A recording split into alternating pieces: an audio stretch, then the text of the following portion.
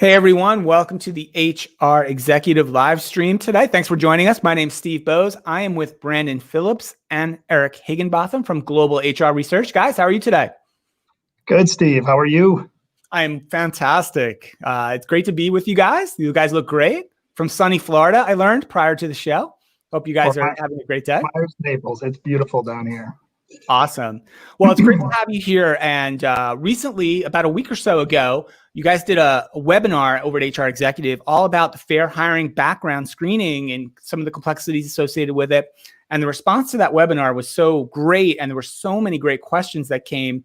And I don't think you could get to them all, quite honestly. So we set up this little live stream conversation and maybe get to some of them, some of the questions that were left unanswered from last week's webinar, and maybe talk a little bit more about background screening, the Fair Hiring Act, and just what's happening in background screening and the technology involved in background screening. So thanks for being here today. And this is going to be a fun conversation. I think we want to start with last week, you guys talked with your legal partners, Pam and Jen, and you did a great job breaking down all the variables that have created a lot of the complexity around the fair hiring law. So let's talk about that a little bit. Can you guys kind of share the relationship between what you guys do at Global HR Research and your background screening platform and what you do with your partners in the law side? Yeah, as a company, we believe in excellence. When I originally founded Global HR Research, it was about differentiating in the marketplace, bringing better product, better technology, better customer service to the marketplace. But you can underscore the importance of compliance. The challenge is today that there is so many legislative changes, both on the state level, federal level, all the way down to the municipality level, that being able to respond to those legislative changes is difficult if you don't have the right technology platform really supporting you. So, really, we partnered with Seyfarth and Shaw with our internal counsel so that we could stay abreast of all the changing trends, legislation that's pending, recently passed legislation, things like the fair hiring laws across the country, and as we believe they to, kind of roll out in other states across the country, very similar to Ban the Box. If you don't have the technology team and the technology platform that can support you, you really could be falling short of really having a compliant background screening program. So Seyfarth and Shaw has been great. We partner with them as well as our internal counsel to stay abreast of the changes. Eric, anything you'd add? Yeah. I appreciate the handoff, Brandon. I think the first part is to emphasize our sincere thank you to Pam and Jen from Seyfarth. They did a fantastic job. This is a beastly topic. There's a lot of complexity, not just from a technology perspective. And in the past, we've been able to address a lot of the concerns or the needs of the market through a combination of people, process, and technology. What we found is as we've gotten more mature, as we've got this other opportunity to invest, we said, you know what, we can probably do something better. So today, I think it is still a blend of company, people and processes, and the platform combined with input from experts like Pam and Jed that enable us to support our clients while they're operating a world-class background screening program that's part of their broader talent acquisition strategy. Guys, you mentioned how regulations are changing, they're shifting, they're down to very low levels, maybe even the municipality level, which Brandon, I did not know. So that's interesting right there. How does the technology help organizations just keep up with this? And what's kind of happening maybe more in general? Maybe this is more one for you, Eric, around the background screening technology specifically, because I think a lot of us kind of want to just hit a button and let that background screening or that check go off and not really think too much about how it works. I'd love for you guys to tell us about how the technology itself is evolving and how you're innovating to keep up with all of this. Yeah, it's a good question. And, if you trace back, I founded the company back in 2005-ish. At that point, background screening providers and consumer reporting agencies have already been out there for, 10, 15 years with the advent of the web, and everything became much quicker and much more integrated. But the real challenge is that there's legacy technology in the space. And some of that technology didn't really anticipate the changing legislation and what that's going to really mean for larger employers. Fortune 500 domestic or international employers need to be able to adapt from a compliance perspective. So investments come into the space. For those that have been following it, the big firms, the tier one largest players have gotten there through sort of roll-up activity. And a lot of that investment went to acquire and to roll up and to become, of scale, to become large enough. But it wasn't necessarily reinvested back into the space and the technology, right?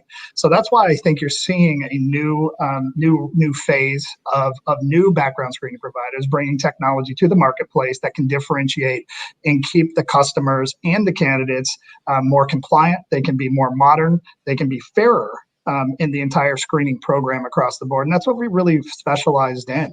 Really bringing Eric to the team was fascinating for us. It was a great opportunity because this is a guy that grew up in the tech space, in talent acquisition. And so we can conceptualize products, features, compliance needs, but you need a guru and a genius like this guy to be able to really bring it to the market and deliver it so it's consumable by our clients. So maybe, Eric, you could expand a little bit on some of the things that you've brought to the platform. Absolutely. I think the key message those of you that attended the Pam and Jen session, background screening has a lot of moving parts. We knew going into development of the new platform that we would stick to a few core tenets. So obviously security, the user experience, and compliance were all really, really important to us. But as we started evaluating that a little bit further, those are broad, big things. How are we going to make that stick? So we've always worked hard to provide our clients and their candidates with a great experience. That was easy. But before, we had to do it with a little bit of elbow grease. Now we had an opportunity to reevaluate how technology could make that process better, more consistent, more compliant. In general, we wanted things to be simpler, more flexible, and ready to adapt to future changes. As one really simple example from last week's conversation, individualized assessment as you're going through the adverse action process. New York Article 23A has been around since around 2008. EEOC launched their guidance in 2012. All of that stuff's there, but it's not until you integrate it and you make it part of the core solution so it's easy for people to do what they need to do without having to think about it. So presenting the right document at the right time is really powerful. We knew those things existed when we were going into development of the new platform, but we knew that was just a template. That was a pattern or a recipe. So we wanted to be able to address not only those specific cases, but all of the future cases that were still to come.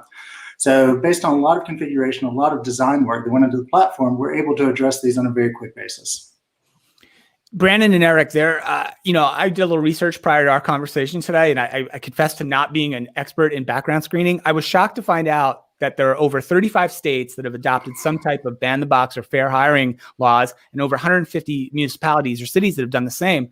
So just how does that work when a new law comes on the books or a new regulation, maybe some passed this election day, I'm not sure, but how does that sort of get rolled out, get incorporated in the platform, and then made available to help your customers stay compliant?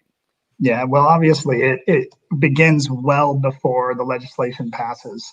So, with the help of outside counsel, inside counsel, our team, our compliance teams, we stay abreast of these things far before they come to market overall. And, we're scooping out how we're going to respond to it from a tech perspective, from a customer service perspective, how we're going to notify our clients on these things. Some have greater impact than others.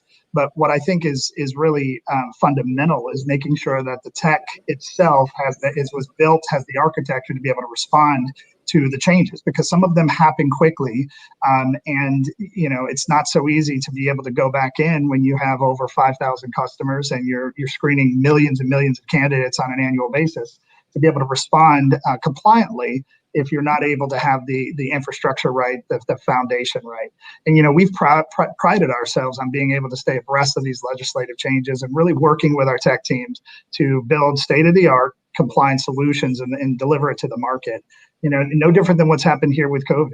We were really what I think is one of the leading, sort of out in the front lines of COVID, updating our customers in the marketplace on changes to shutdowns, court availability, supply chain availability, and then ultimately when things started really opening up, really what the back to work plans were and how technology was going to play a role in that. So from ban the box to fair hiring practices across the areas that it applies, we try to really deliver cutting edge technology. And Eric, what do you think? I like your answer better than mine. I was going to say that's really hard. I mean, there's a lot of stuff to do. So in general, we built the system to be flexible. We knew that there were going to be these things that we needed to do. And as you mentioned, there's a ton of states, a ton of jurisdictions that are already there.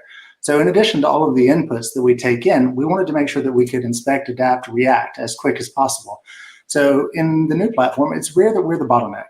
It doesn't matter if occasionally things even come from a client because they've got really heavy focus on a jurisdiction. And they're like, hey, 6 months from now, you need to focus on new city X. Right. The reality is we're so reactive, we're so responsive that we can handle those changes in configuration in hours and days versus the weeks and months that might have been required on previous background screening platforms.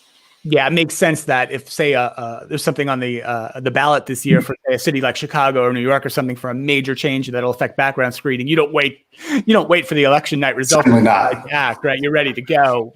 Just you're prepared in advance, which makes sense. Yeah. That's good. I mean, when you think about the complexity of a state law augmented by the FCRA or vice versa, when you think about a municipality level or jurisdictional level that has a requirement on a job salary, most of the technology solutions in the marketplace don't have the ability to adapt to that. And I know the space. And by the way, we grew up here utilizing some of the legacy technology platforms that were available through the third-party market. And good technology, but it doesn't have the ability to adapt as quickly as I think the market is really demanding today. And things are certainly changing. And that's why we built the Clarity platform across the board. We need to be able to meet our customer demand. Yeah, I want to talk about sort of the flip side of the background screening process. So we talked a lot about how you guys are helping employers remain compliant, building bulletproof systems, adaptable systems, your ability to react along with your legal partners, your in-house counsel to react to changing conditions, et cetera. There's a whole other side of this, right? Which is actually the vast majority of people who engage with background screening, the actual candidates themselves. I'd love for you guys to talk a little bit how you just approach creating, thinking about candidates who are going through the process, trying to create good experiences for them. And just what are some of the things that are important and companies should know as well, right, that are going to provide a great experience to their candidates that they're going to take through this process going forward? Yeah, I really want to give Eric an opportunity to respond more than me here, but I'm going to give a high-level theme because he's really built something amazing in the Clarity platform. And really the theme is it's about the candidates more so than ever.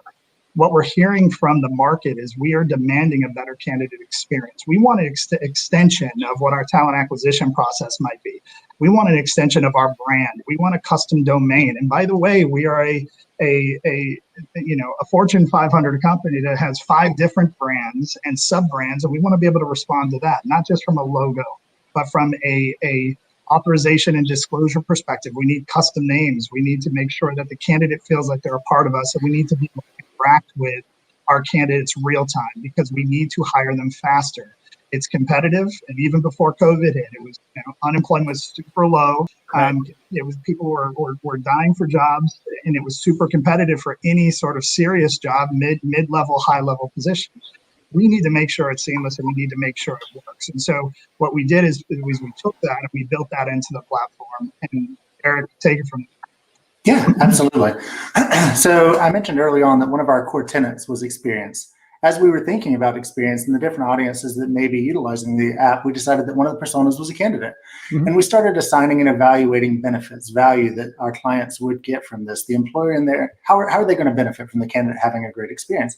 And it was increased engagement with their employment brand. It was reduced turnaround time because we're collecting the data. It was higher compliance because we've got the right forms being presented at the right time.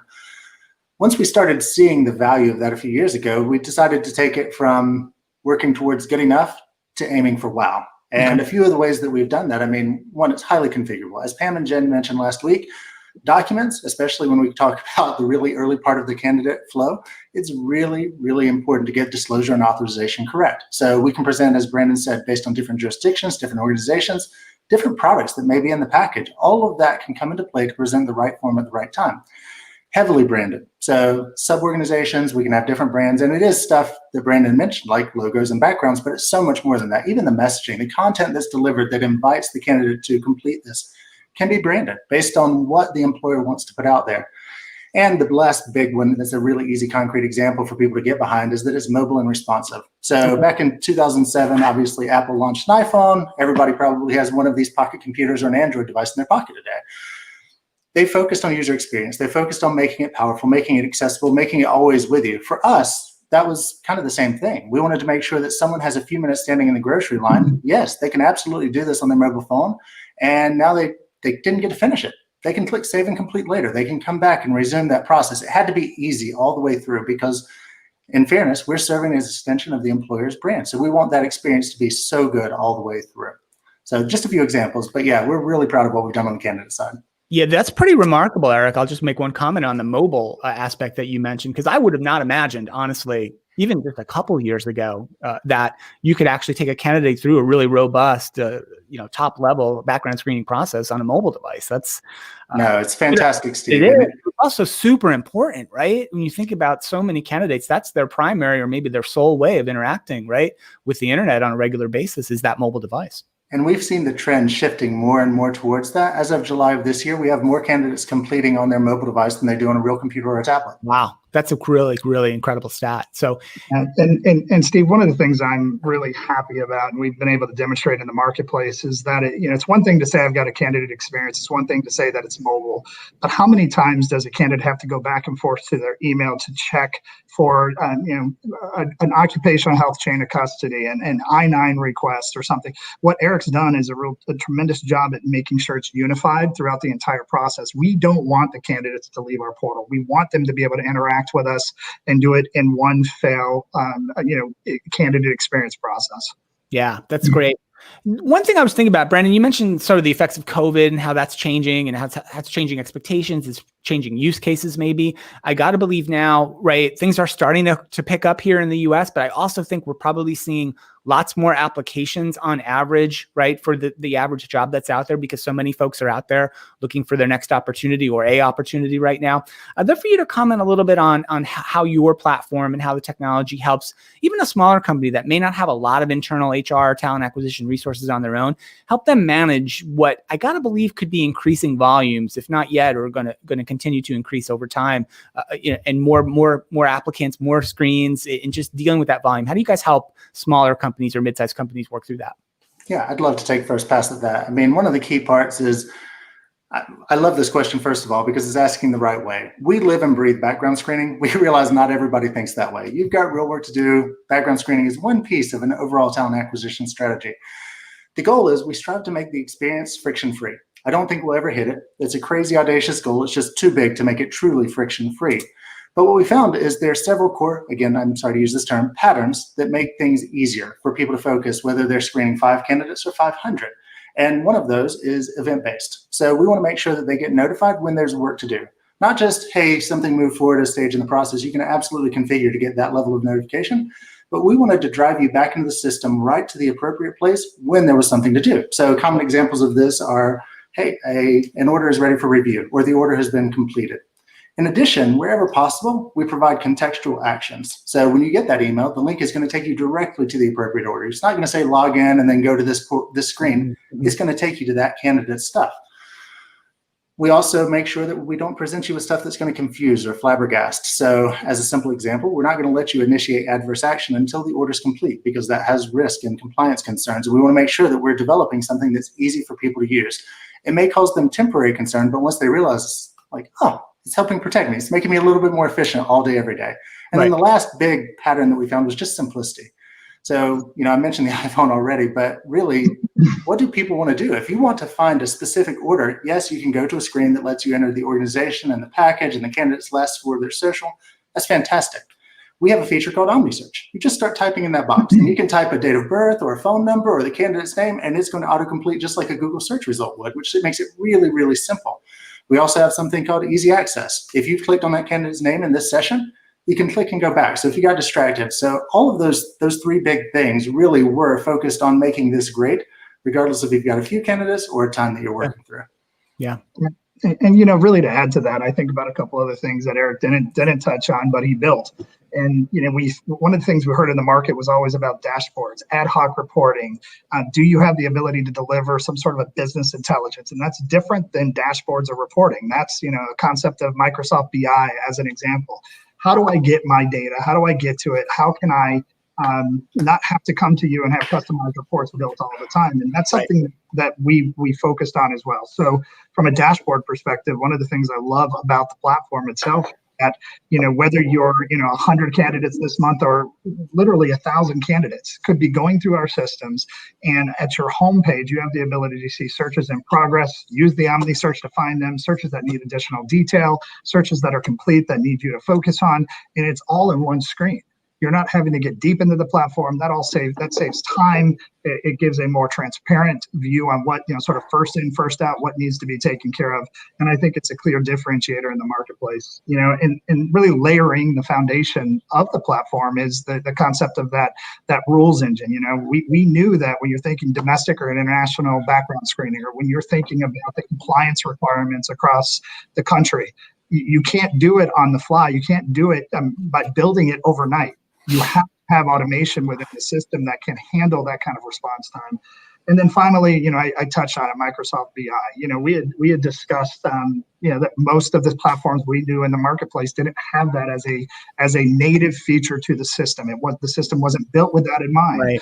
One of the things we did is we brought insights into our clients' desks. They can go into the system if they have the Insight platform, and they can look for data. They can look for heat maps. They can find out where their hit rates. They can find out where they're hiring at faster than ever. And again, Eric's done a great job, and we're really proud of what we brought to our client base. Yeah, it sounds like you guys have developed a tool that'll help organizations scale up as needed and quickly, right? Because you never know. You never know when that next job rec is going to get, oh my God, 1,000 candidates just showed up, and usually we have 10, right? And then boom, how do I handle all this? And it sounds like they're able to do that and make those adjustments pretty rapidly and pretty seamlessly.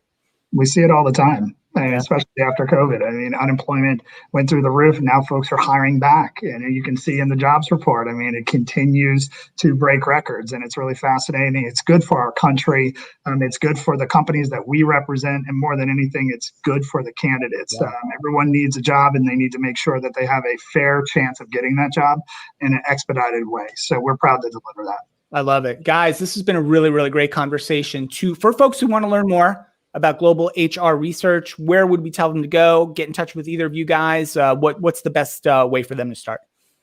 Yeah, so you can go to our website. There's contact forms. There's email addresses. You can always email me directly at bphillips with 2 L's at ghrr.com. And you'll see that Brandon Phillips at ghrr.com. You guys are ahead of the game, and that will come in. We'll address all the questions or inquiries, and we'll always get back to any prospects or any candidates or our customers. We always love engaging. Great stuff. Well, guys, I really want to appreciate you taking some time to join us today to educate all of us a little bit more about what's happening in background screening. I feel like I've learned a few things, which is great. So for Brandon Phillips, Eric Higginbotham from GHHR, thank you so much again, guys. Really good to see you today. Thank you, Steve.